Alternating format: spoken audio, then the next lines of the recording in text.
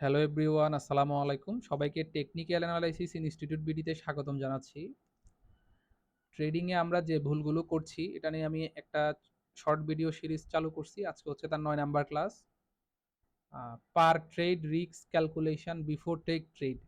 মানে হচ্ছে আপনি একটা ট্রেডে কি পরিমাণ লস করবেন, এটা আপনাকে ট্রেড নেওয়ার পূর্বে ডিসিশন নিতে হবে এবং সে পরিমাণ লস হইলে আপনাকে ট্রেড থেকে বের হয়ে যেতে হবে।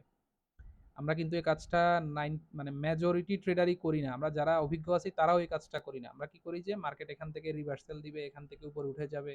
আমার মানে লস যেটা সেটা আমি আমার মানে এভারেজে চলে আসলে আমি বের হয়ে যাব।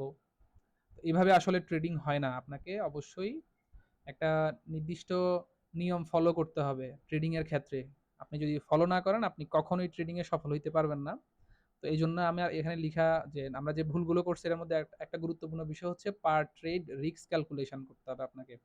আপনার যদি $১০০ ক্যাপিটাল থাকে আপনি পার ট্রেডে $2 রিস্ক নিতে পারবেন বা $1 আপনি $5 রিস্ক নিতে পারবেন। তবে এটা আগে থেকে ক্যালকুলেট করতে হবে আপনাকে যে $5 যখন লস হবে আমি এই ট্রেড থেকে বের হয়ে যাব। এটা রিভার্সালের জন্য আমি এরপর রিভার্সাল হয়ে যাক, এরপর প্রফিটে চলে যাক।